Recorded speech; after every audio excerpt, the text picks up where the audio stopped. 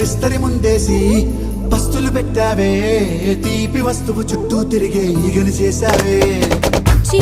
సిగ్గలేని మొగుడు కారండాయ్, గుయ్ గుయ్ గుయ్ గుయ్ అంటూ మీదికి రాకుండా గంపెడి పిల్లలతో ఇంటిని నింపావే, సాపాదిండు సంసారాన్ని మేడెక్కించావే.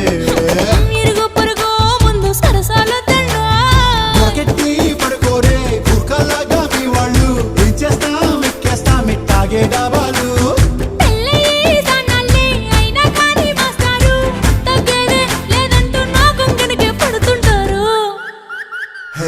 గోదారి గట్టు మీద రామసలక